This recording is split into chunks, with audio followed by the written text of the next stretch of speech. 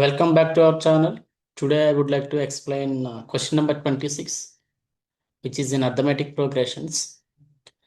So ఈ arithmetic progression నుంచి ఉండే 4 మార్కుల లెక్క గురించి అంటే డైరెక్ట్ సమ్ కాకుండా కొద్ది ఇన్ఫర్మేషన్ కోసం లైట్ ఇన్ఫర్మేషన్ కోసం కూడా క్వశ్చన్ కింద యాడ్ చేయడం జరిగింది ఇక్కడ.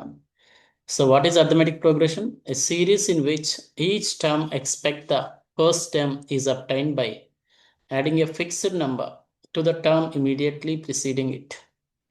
అంటే ఈ అర్థమెటిక్ ప్రోగ్రెషన్లో ఫస్ట్ ఒక టర్మ్ ఉంటే దానికి రెగ్యులర్గా ఒకే టర్మ్ని యాడ్ చేయడం జరుగుతూ ఉంటుంది.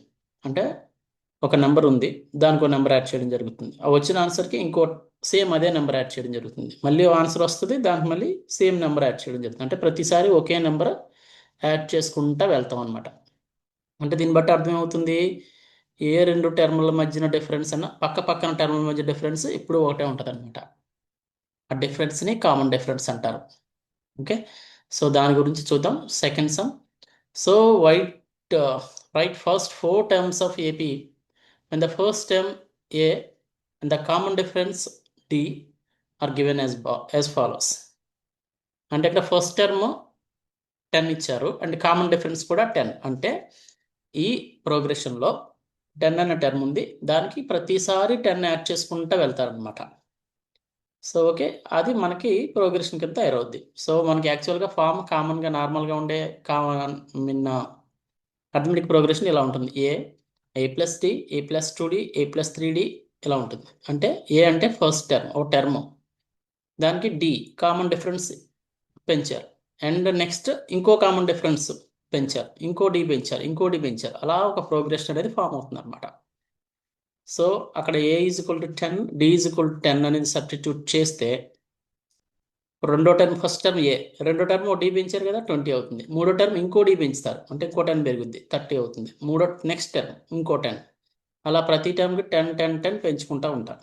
So finally the first 4 terms of APR 10, 20, 30, 40 అలా వస్తుంది.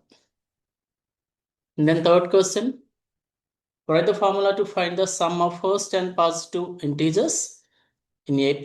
Also find the sum of first 1000 positive integers.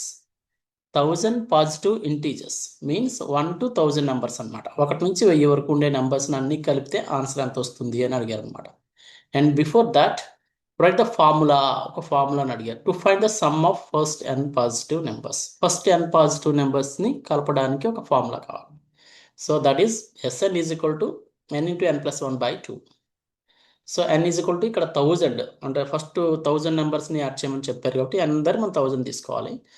So formula ప్రకారం n దగ్గర 1000 రాసుకుంటే కనుక 1000 ఇంటూ 1000 + 1, అంటే ఫార్ములా n ఇంటూ n+1 కదా. సో ఆ విధంగా రాశారు. ఇక్కడ 1000 ఇంటూ 1000 + 1 మీన్స్ 1001. సో 1000తో 1001 మల్టిప్లై చేసుకుని బై 2 చేస్తే వచ్చే ఆన్సర్ మనకు వస్తుంది. అంటే ఇక్కడ మనకి ఏంటంటే 2ని 1000లో క్యాన్సిల్ చేస్తే 500 అవుతుంది. So 500 into 1001. So answer this is the answer. So this is 5,500,000. And next sum, write the formula to find the sum of n terms in AP and find sum of 12 terms in AP. So ఇది కూడా same before some లాగే ఉంది. So ఇందులో ఒక progression కూడా ఇచ్చాడు 37, 33, 29 like that. So given AP ఏంటి 37, 33, 29 ఇక్కడ రెడ్యూస్ అవుతుంది. సో మనం ముందు నేర్చుకున్నట్లో ఇంక్రీజ్ అవుతుంది, ఇక్కడ రెడ్యూస్ అవుతుంది. So first term 37, first term అంటే ఏపీలో ఇచ్చిన ఏపీలో ఏపీ మీన్స్ అర్థమెటిక్ ప్రోగ్రెషన్, అందులో ఫస్ట్ టర్మ్ 37. కామన్ డిఫరెన్స్ అంటే ఎలా వస్తుంది, మనం మాట్లాడుకుంటాం. ఏ రెండు పక్కన టర్మ్స్ యొక్క డిఫరెన్స్ అనమాట, పక్కన ఉండే టర్మ్స్ యొక్క డిఫరెన్స్. ఆ డిఫరెన్స్ ఇది, డిఫరెన్స్ ఇది కూడా 33 and 37.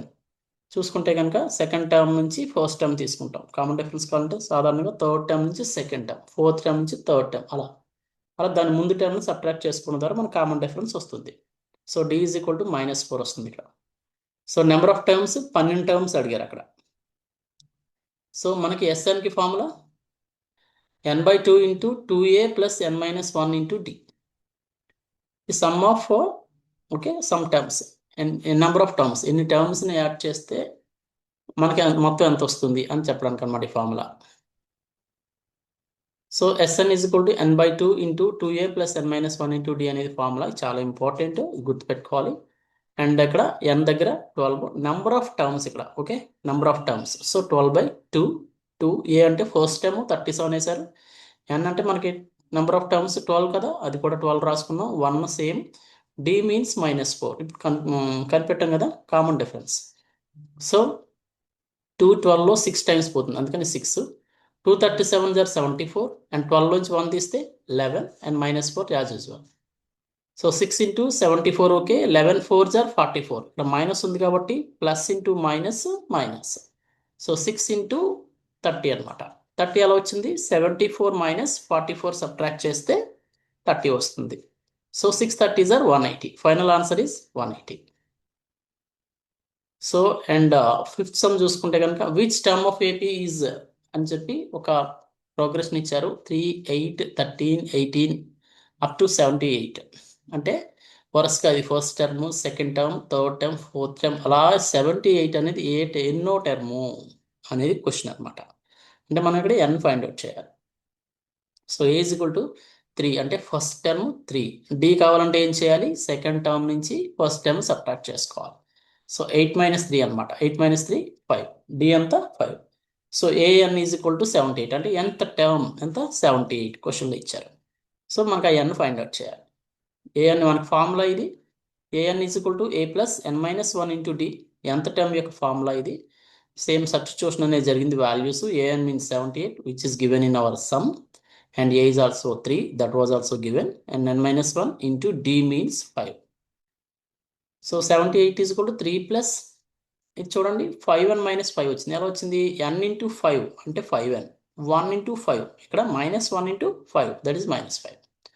సో నెంబర్స్ ఒకవైపు పంపుకుని డిజిట్స్ చేసుకుంటే ఒకసారి చూసుకుంటే కనుక 3 - 5 రెండు క్యాలిక్యులేట్ చేస్తే ఏమవుతుంది? -5 + 3 -2 వస్తుంది. ఇది పెద్ద దాని యొక్క గుర్తు వేసుకోవాలి. 5 ఇక్కడ 3కి ప్లస్ గుర్తు ఉంటుంది, 5కి మైనస్ గుర్తు ఉంటుంది. వేరు వేరు గుర్తులు ఉంటే ఏం చేయాలి? మనం సబ్ట్రాక్ట్ చేసుకోవాలి. సబ్ట్రాక్ట్ చేసుకుని పెద్దదానికి ఏ గుర్తు ఉంటే ఆ గుర్తు వేసుకోవాలి. ఇక్కడ పెద్దది 5 అను 5 యొక్కకి ఉండే గుర్తు మైనస్ కాబట్టి 5 - 3 అనుకుని 2కి -2 వేసుకోవాలి. So 5n is equal to 78 + 2 అంటే ఇక్కడ ఏం కాదు, ఈ ప్లస్ -2 ఈజ్ ఈక్వల్ టు అటువైపు వెళ్ళింది అనుకోవచ్చు. అందుకని 78 + 2 అయింది. అంటే మైనస్ అటువైపు వెళ్తే ప్లస్ అవుతుంది. 78 + 2 ఇది 80 అవుతుంది. 5n 80 అయితే 1n ఎంత అవుతుంది?